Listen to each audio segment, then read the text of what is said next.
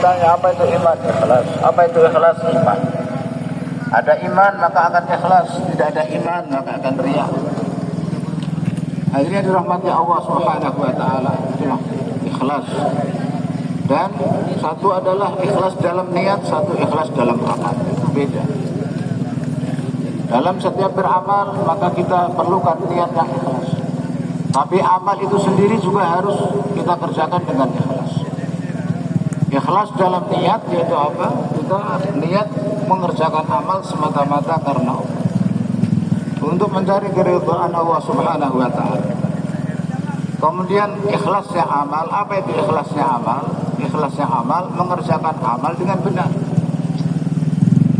Meluruskan niat itu adalah niat yang ikhlas. Meluruskan amal itulah ikhlas dalam amal.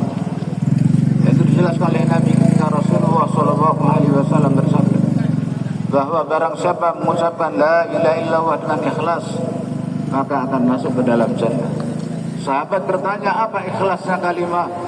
Beliau menjawab, kalimat mencegah dia dari perbuatan yang haram, perbuatan keji dan mungkar, perbuatan yang diharamkan oleh Allah Subhanahu wa taala. Itulah ikhlasnya kalimat. Maka setiap amal kita perlu kerjakan dengan niat yang ikhlas dan ikhlas dalam amal. Dan ikhlas itu hadirin dirahmati Allah Subhanahu wa taala. Bukan hanya kita berkata jujur. Orang yang berkata jujur itu adalah ikhlas. Tapi ikhlasnya, karena setiap kita akan diuji sebagaimana kita diuji iman kita, maka kita akan diuji keikhlasan kita. Sahabat diuji imannya dan diuji keikhlasannya. Sahabat diuji keikhlasannya. Nah, namanya ikhlas dalam amal, ikhlas dalam berkata jujur. Berkata jujur saja itu bukan ikhlas. Tapi setelah berkata jujur kemudian datang keadaan yang tidak baik, namun dia tetap mempertahankan kejujurannya, itulah namanya dia ikhlas dalam kejujuran.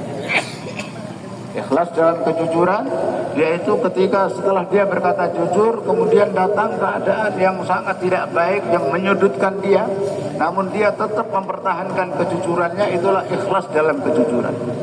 Hanya berkata jujur itu bukan keikhlasan.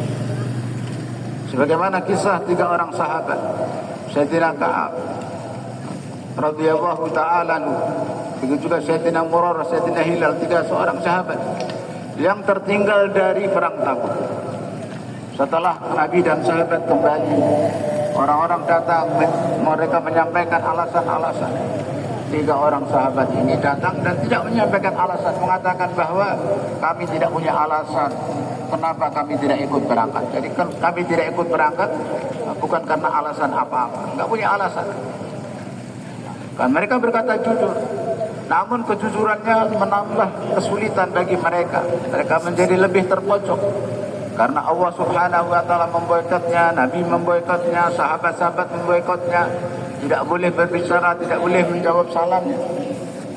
Dalam keadaan seperti itu bahkan datang surat dari Raja Nasrani Rasad, mengirimkan surat kepadanya. Balik kita tahu bahwa teman kamu dia telah tidak berbuat baik kepada kamu, maka datanglah kamu kepada kami. Kami akan berikan kepada kamu kerajaan, kekuasaan. Jadi yang dirahmati Allah SWT, seperti itulah biasanya memang pekerjaan orang-orang kafir, orang-orang munafik, mencari kesempatan untuk menimbulkan perpecahan di antara umat Islam. Jadi yang dirahmati Allah SWT, maka kemudian seorang tersebut akhirnya mendapatkan boikotan. Itu kenapa? Karena mereka jujur, dan kemudian ketika mereka dapat keadaan seperti itu pun mereka tetap mempertahankan kejujuran mereka. Sampai akhirnya Allah Subhanahu wa taala pun memberikan kelapangan kepada mereka atas keikhlasan mereka dalam berkata jujur, atas keikhlasan mereka dalam jujur. Maka itu ikhlas. Kemudian hati yang dirahmati Allah SWT dalam hayatus sahabah, dalam bab ikhlas, Maulana Yusuf Ramadhanlah punya satu kisah yang ajib yang menjadi pelajaran bagi kita. Seorang bernama Quzman.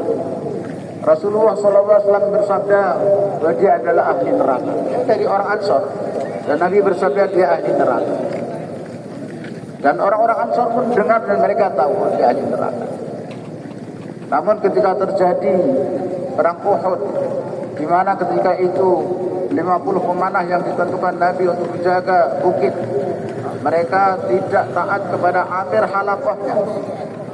Dan seperti itulah ya, kemenangan yang telah berada di tangan kaum muslimin berubah menjadi kekalahan karena tidak adanya istimaiyat.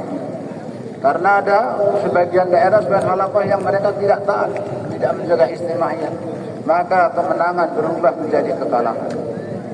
Hadirin yang dirahmati Allah Subhanahu wa taala, maka Gusman mendengar kaumnya dalam keadaan terjepit, dalam keadaan hampir kalah, maka dia datang terjun di medan dan kemudian dia berperang atas pihak orang-orang Ansor sehingga bisa memukul mundur musuh.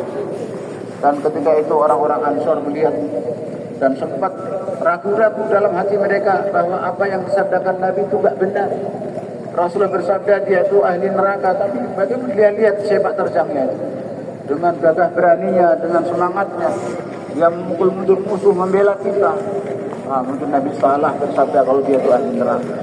Sempat terbetik dalam hati sahabat seperti itu, orang-orang Ansor seperti itu. Namun setelah selesai peperangan, dia dalam keadaan terluka. Kemudian orang-orang Ansor datang ke rumahnya, ayo kita datang ke rumah Gusman, kita ucapkan selamat kepada dia telah membantu kita. Kemudian setelah sampai di rumahnya, orang-orang Ansor mengatakan selamat atas pengorbanan kamu, usaha kamu. Maka dia mengatakan selamat apa? Kamu gak usah mengucapkan selamat kepada saya, ucapkanlah selamat kepada orang yang berjuang dengan ikhlas. Sementara saya ini enggak ikhlas, saya berjuang itu ya karena membela kaum. Kalian kaumku, maka saya enggak bisa terima kaumku kalah. Saya harus membela. Jadi selama ini apa yang dia kerjakan karena demi kaum. Sudah melihat orang yang mukhlis, orang yang ikhlas. Dia adalah orang yang demi membela kebenaran, dia tidak peduli dengan caci maki, dengan celaan orang lain. Apalagi caci maki celaan kaumnya. Hari ini kita kadang mengatakan ya apa yang kamu lakukan itu benar, itu hak. Tapi gimana, saya nggak bisa bela kamu, saya nggak bisa ikut kamu sebab kaumku nggak setuju, kaumku nggak bisa. Nah, kaumku melawan aku, kalau aku ikut kamu maka aku berlawanan dengan kaum. Nah, maka itu bukan ikhlas, itu bukan mukhlis. Sudah tahu bahwa itu hak. Orang yang ikhlas meskipun perkara yang hak itu disampaikan oleh musuh, maka dia akan menerima hak tersebut. Dan apabila kaumnya, kemudian kabilahnya, orang-orangnya, dia tidak menyampaikan yang hak, maka dia tidak akan ikut, tidak akan bergabung bersama kaumnya. Itulah ikhlas. Ikhlas menerima hak kebenaran dari siapapun dan tidak peduli dengan caci makian siapapun. Bahkan tidak peduli dengan caci makian, permusuhan dari kaumnya sendiri, dari keluarganya sendiri. Siapa yang berada di pihak yang hak, yang benar, dia akan berdiri di sana. Meskipun itu musuhnya, meskipun itu bukan orang Islam, dia akan berada di sana, akan berdiri di sana. Itulah ikhlas. Hadirin dirahmati Allah SWT. Kemudian Gusman akhirnya dia dalam keadaan terluka. Dia tidak sadar, dia tidak sabar, dia tidak tahan dengan kesakitan. Maka dia tancapkan, dia berdirikan tombak, kemudian dia tancapkan dadanya ke atas tombak tersebut. Maknanya dia telah mati bunuh diri. Setelah dia mati bunuh diri, baru kaumnya ya benar. Apa yang disabdakan Nabi itu benar, bahwa Gusman adalah orang ahli neraka karena dia berjuang bukan karena Allah tapi karena kaumnya. Dia berperang bukan karena Allah tapi karena kaumnya, dan meninggalnya, matinya pun dengan bunuh diri.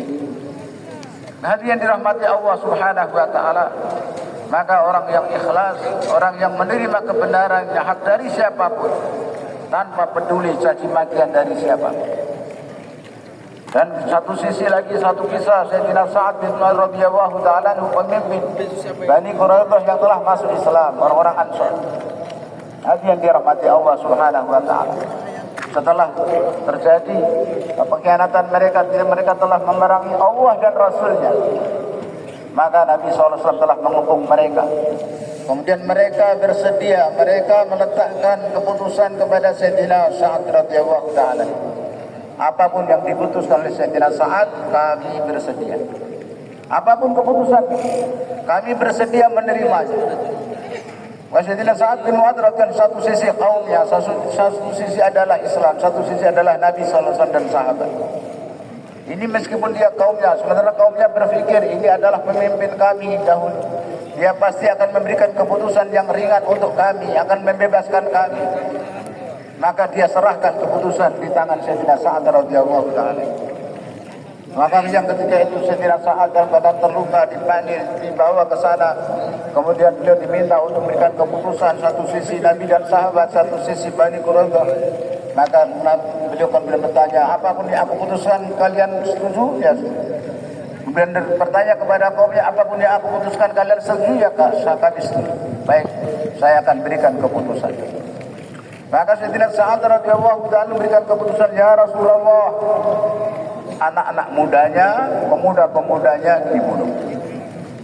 Kemudian anak-anak kecilnya dijadikan hamba sahaya. Wanita-wanitanya dibagikan kepada kaum muslimin jadi hamba sahaya. Dan harta benda mereka dibagikan kepada kaum muslimin sebagai ghanimah. Itu keputusan. Nah, hadirin dirahmati Allah Subhanahu wa taala, dia memberikan keputusan yang benar. Dia tidak membela kaumnya, dia tidak melihat kaumnya, dia tidak peduli dengan kaumnya apapun. Tapi dia memberikan keputusan seperti yang dikehendaki oleh Allah dan Rasulnya, keputusan yang benar. Menegakkan hak, menegakkan kebenaran.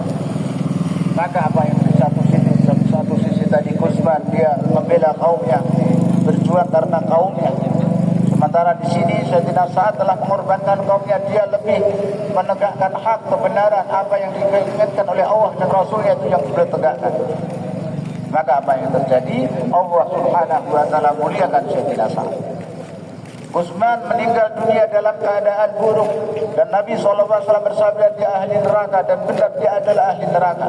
Sementara Sayyidina Sa'ad radhiyallahu ta'ala ketika wafat meninggal dunia, Rasulullah diberitahu, maka Rasulullah SAW berjalan dengan cepat berlari ke rumah Sayyidina Sa'ad sampai selendangnya jatuh, sandalnya pun berlari. Sahabat-sahabat yang mengikutinya pun sampai tidak bisa mengejar berlari. Maka ya Rasulullah, kenapa engkau terburu-buru seperti ini, berlari-lari sampai sandal putus, sampai selendangnya berjatuhan? Maka Nabi mengatakan, karena aku takut kita didahului oleh malaikat dalam memandikan jenazahnya Sa'ad. Kemudian nanti dia akan dibawa oleh malaikat ke langit. Maka Nabi SAW, kita enggak mau ketinggalan, kita ingin juga ikut menyertai memandikan jenazah Sa'ad. Begitu banyaknya malaikat yang turun ikut menghantar jenazah Sayyidina Sa'ad radhiyallahu ta'ala, sehingga ketika Rasulullah sampai di depan pintu rumah Sayyidina Sa'ad, padahal di dalam hanya ada jenazah kosong, enggak ada siapa-siapa. Namun Nabi SAW berdiri, enggak masuk. Kenapa enggak masuk ya Rasulullah? Begitu banyaknya malaikat yang datang ikut menghantar jenazah Sa'ad, sehingga saya tidak mendapati satu celah pun untuk saya menginjakkan kaki saya. Namun setelah itu dalam riwayat katakan satu malaikat dia telah mengatupkan sayapnya sehingga Nabi mendapatkan satu tempat. Maka Nabi menginjakkan kakinya, kemudian dengan hati-hati menginjakkan ke tempat yang lainnya, menjauh seperti itu. Padahal tidak kelihatan oleh mereka ada orang di dalamnya, tapi ruangan itu penuh dengan malaikat. Hadirin dirahmati Allah Subhanahu wa ta'ala, kematian kewafatan Sayyidina Sa'ad menyebabkan arsy Allah Subhanahu wa ta'ala bergetar, sehingga malaikat pun turun. Kenapa? Karena beliau telah menerima hak dan memutuskan sesuatu dengan hak, dengan kebenaran.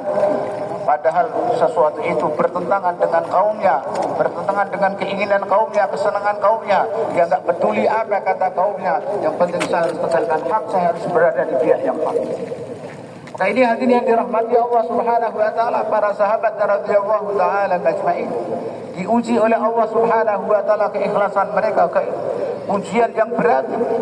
Ini bukan ujian yang ringan, ujian yang berat.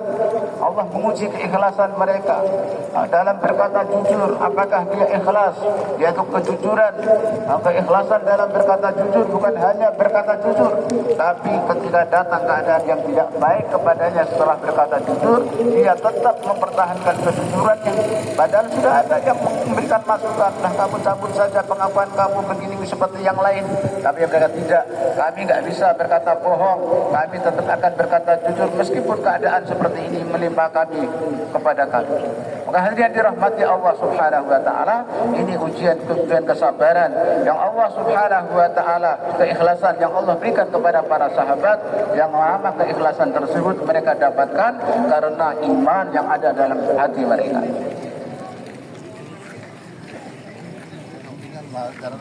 इस ईमान को सीखने के लिए